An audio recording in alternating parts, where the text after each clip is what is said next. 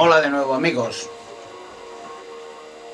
En este programa os voy a relatar algo interesante de las muchas cosas interesantes que hay por relatar y por revelar, de lo que la humanidad nunca ha pensado, porque desgraciadamente a la humanidad se le ha engañado durante toda la historia. O sea, se la ha manipulado desde sus mismos principios. Entonces ha habido un engaño en todos los conceptos históricos y se ha prohibido o se ha anulado o perseguido o exterminado a los que podían cambiar la historia hasta el día de hoy. Entonces os voy a contar un par de relatos interesantes para que penséis. Por ejemplo, las cuevas de toda la Tierra y las pinturas rupestres que hay dentro. La arqueología convencional siempre ha relatado que las cuevas, donde hay pinturas rupestres en casi todas, eran refugios para hombres primitivos, hombres neandertal, descendientes de monos, ¿no?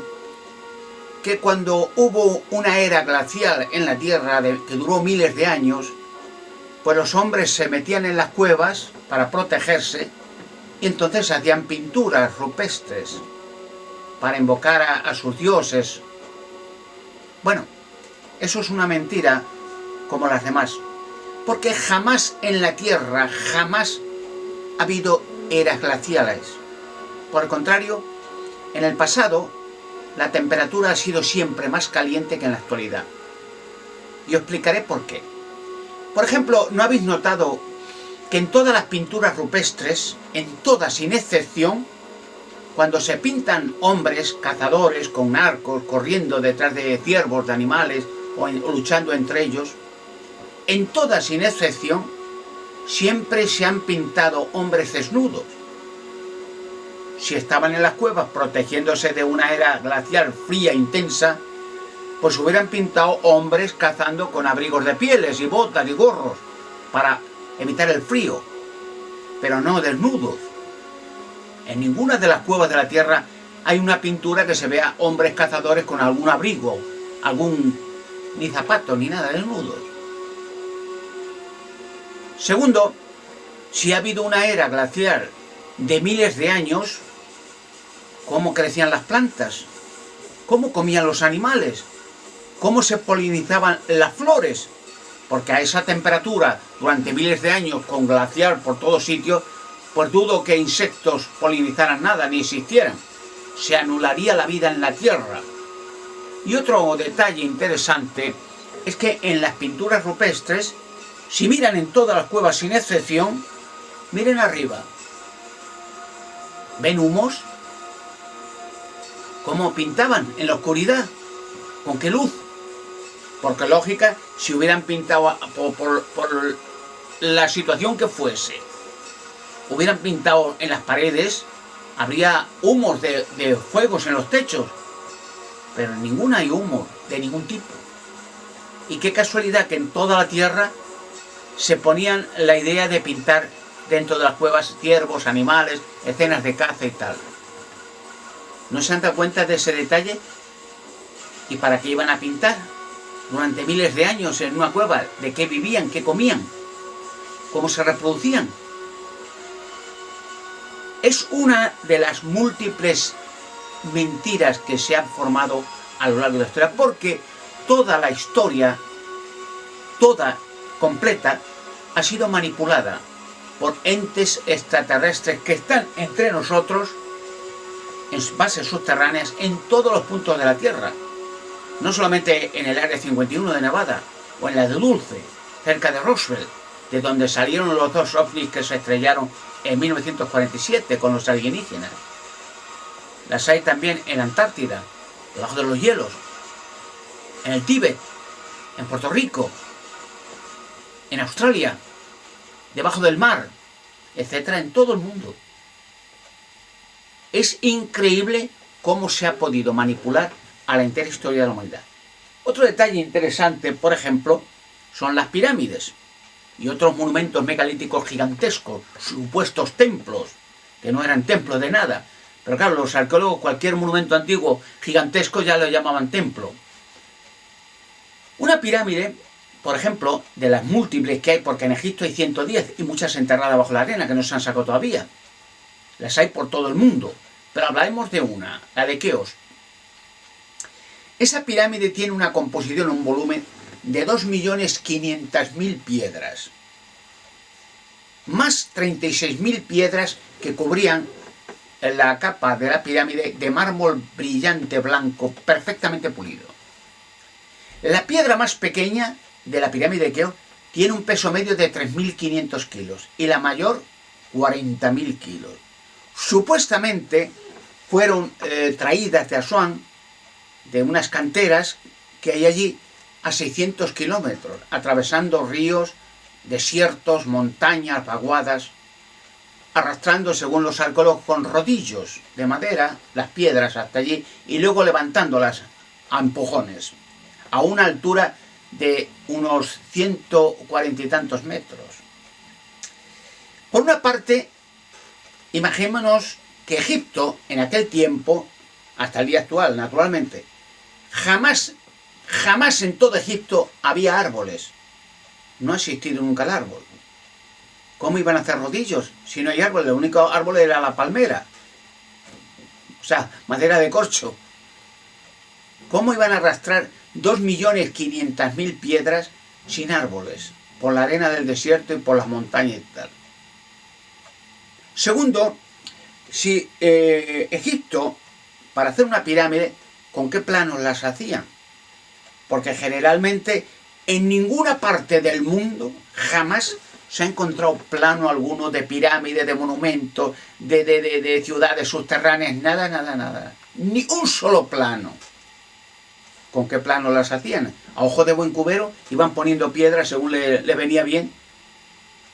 Hoy en día, para hacer una pirámide como la de Keops, en principio haría falta un montón de planos, miles y miles de planos, o cientos de miles de planos, hechos con ordenadores rápidos y potentes, cientos de ingenieros.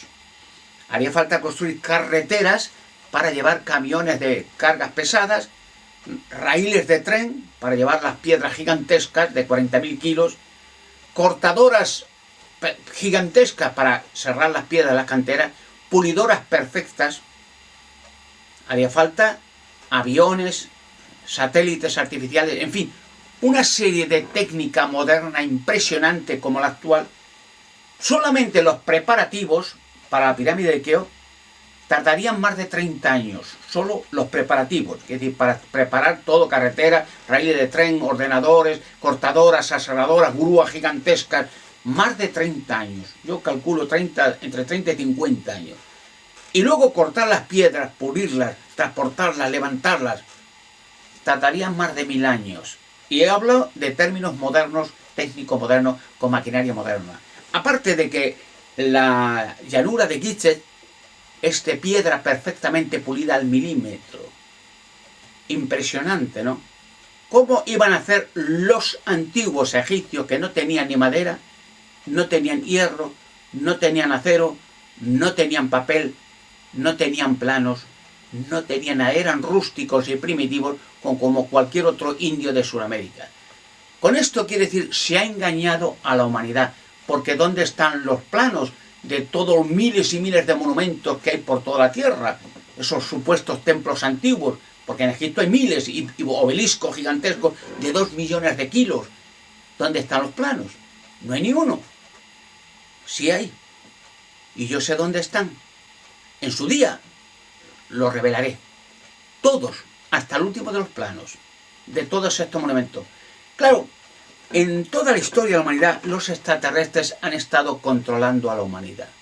De tal manera que cuando alguien en cualquier parte de la historia ha sido súper talento y ha tenido una mente privilegiada, enseguida han empleado las religiones para exterminarlo, torturarlo y asesinarlo, quemarlo vivo, como ha hecho con miles y miles y millones de personas la Iglesia Católica, impidiendo el avance técnico. De no ser así, por culpa de la Inquisición, la satánica Inquisición de la Iglesia Católica, hace décadas e incluso siglos ya hubiéramos colonizado Marte. Pero fíjense en la historia que cualquier personaje de cualquier tipo que ha querido cambiar la historia rápidamente ha sido exterminado.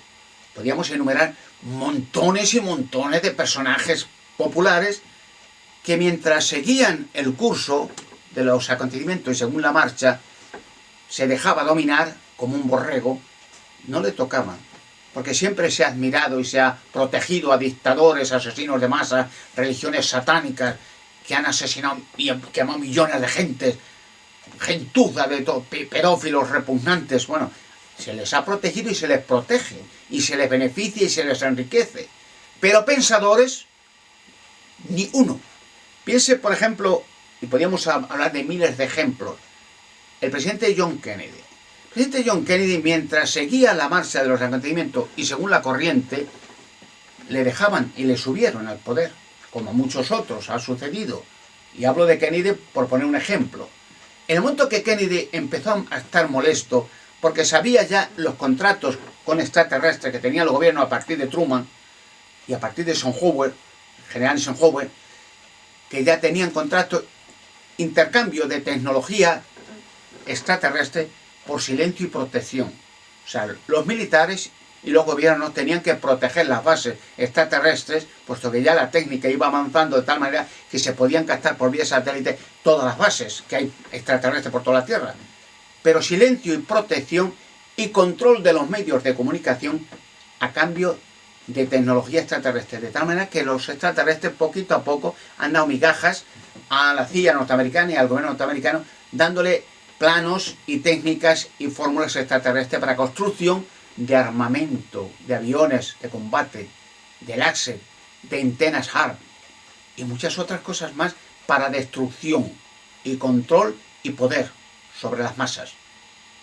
Pero claro, cuando Kennedy quiso rebelarse, pues rápidamente se sintió molesto porque ya lo sabía, decía, y él pensaba con lógica, ¿cómo puede estar la humanidad sometida a entes extraterrestres fuera de la Tierra, esclavizadas, controladas y exterminadas a modo de laboratorio? Porque los extraterrestres han creado a lo largo de la historia fórmulas de virus para destrucción de masas. No creas tú que los virus son creaciones naturales o evolucionistas, ¿no? Son experimentos extraterrestres, como pasó con la gripe española a partir de 1918, bueno, que se exterminaron pues 30 o 40 millones de personas en cuestión de semanas. Como el ébola, como el SIDA, bueno, infinidad de virus de experimento, de extraterrestre, para saber experimentar con virus cómo exterminar millones de personas en cuestión de poco tiempo. Un preparativo para antes de que los echen lo que van a hacer con la humanidad.